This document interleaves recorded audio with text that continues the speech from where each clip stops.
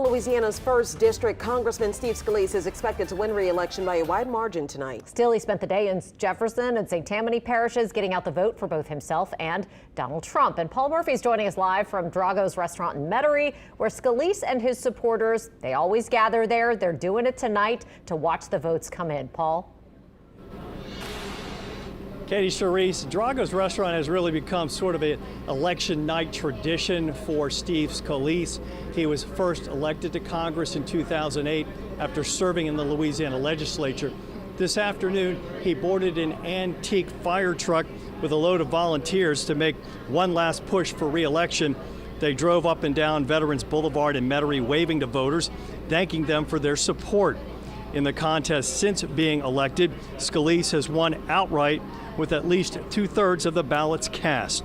The Metairie Republican is second in command in the House, behind only fellow Louisiana native House Speaker Mike Johnson. He helps to select committee chairs and set the legislative agenda. His opponents are Democrat Mel Manuel from Madisonville. Two fellow Republicans are also running, Randall Arrington from Ponchatoula and Ross Shales from New Orleans. There is also one no-party challenger, Frankie Hayes. With no other major candidates in the race, Scalise has spent time on the campaign trail, stumping for other GOP candidates and former President Donald Trump. Well, there's incredible energy, and I feel the momentum. You know, I was with President Trump Sunday in Georgia and in North Carolina, two swing states. You know, we had packed rallies at both of those events. You know, and I spoke right before the president at those, and you just feel the energy of the crowd. But even more than that, it's looking at the early voting numbers, and I think that's been the story so far of this election season, is that Republicans have been voting in much higher numbers than Democrats in the swing states early voting. And coming up new at 6, Scalise talks about his health issues and how much longer he wants to serve in Congress. We'll be reporting live from the Scalise Watch Party here at Drago's throughout the evening.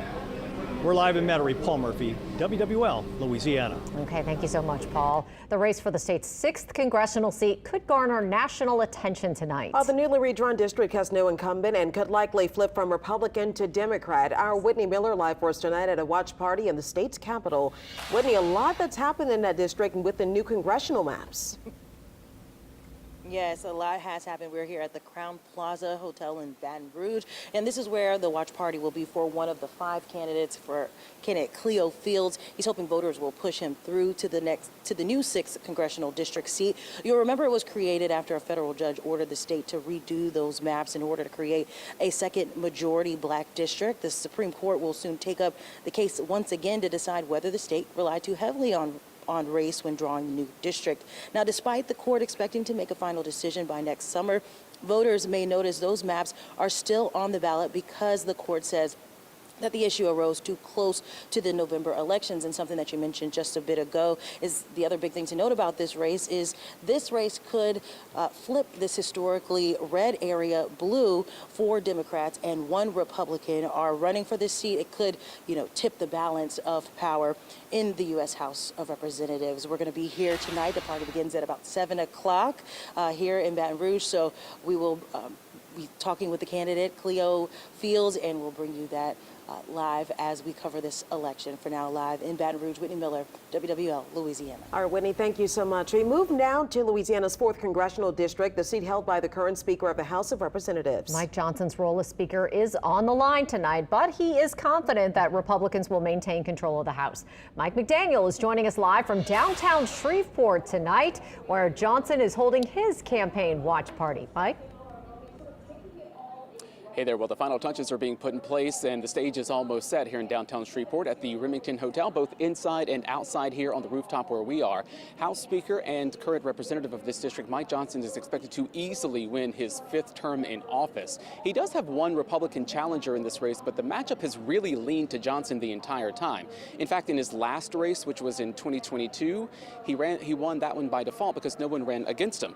So for this race here in the 4th district, his seat is not a concern here. What is at stake and what's at concern is how these other races across the country could end up, which really could determine whether Johnson holds on to the gavel as House Speaker. That all comes down to which party is in control. Right now, of course, that is Republicans, but barely. Now, every U.S. House seat is on the ballot in their respective district, and there are about 24 of them that could really go either way.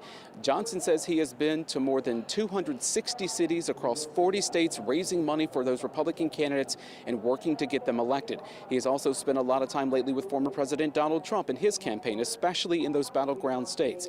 In an interview with Fox News just this morning, which was in Pennsylvania, Speaker Johnson says he expects a historic vote here for Republicans in this election, and he believes there will be a demographic shift when it comes to Hispanic and Latino voters. Now, after casting his ballot during early voting, Johnson had this to say about getting out to vote. This is a very consequential election. Many of us believe that this is the most important election of our lifetime, and it's really important that we get engaged. Johnson, an attorney from Benton, just marked 1 year as House Speaker. In fact, he was thrust into that position and really the spotlight on the national scene because former and fellow Republicans ousted former House Speaker Kevin McCarthy. Now, we do expect to hear from Speaker Johnson tonight, probably right after the 8 o'clock hour. That's when we're told he'll be on stage, I think around 8:15, so just be mindful of that. But in the meantime, supporters who are just starting to file into here to downtown Shreveport are really just looking forward to congratulating Johnson on his re-election and then also seeing how those other races turn out. Live in downtown Shreveport, Mike McDaniel, WWL Louisiana, guys. All right, Mike, thank you so much. As we've mentioned, the presidential race is not the only big race to watch tonight. Many Louisianians are voting for who will represent them in Congress. Yeah, Lily Cummings is covering incumbent Troy Carter's campaign for us tonight. So, Lily, where are you right now? Well, Katie, Charisse, we are outside the Metropolitan event venue where Carter's campaign will host their watch party tonight. Now, it doesn't start until 8 p.m., so as of right now, it's really just us and some folks that are setting up. So we are outside, but soon we will move inside as that party gets underway. Earlier today, though, we caught up with Congressman Carter uptown as he waved signs with supporters and a brass band. Right now, Carter represents nearly 750,000 people. That includes Orleans, Jefferson, and the majority of our river parishes, as well as portions of East and West Baton Rouge Parish. Democrat Carter faces 3 Republicans and 1 other Democrat. He must get a majority of the vote. If not, the top 2 vote getters will go to a runoff on December 7th. Carter is no stranger to Louisiana politics. He served as a state rep and senator and on the New Orleans City Council before running for Cedric Richmond's seat after he was appointed to serve with the Biden administration. Now, Carter told us he feels comfortable going into today's race. Listen, it's an election and everyone has a right to vote and to choose whoever they want. But I feel very comfortable that the support that I've gotten means a whole lot to me, and I'm very honored to have received it. And Carter has picked up a long list of endorsements from Orleans and Jefferson parishes on both sides of the aisle. That includes Council President Helena Moreno as well as DA Jason Williams. You also have Jefferson Parish President Cynthia Lee Shang and Sheriff Joseph Lopinto. So a lot of people are rooting for him. He's also raised $1.8 million according to FEC filings. So we will see if that will all pay off later tonight. Reporting live from the Warehouse District, Lily Cummings, WWL Louisiana. Big changes to come for our state. Thanks so much, Lily. And election coverage on 4 continues in less than 3 minutes. Here's Meg Ferris with a preview.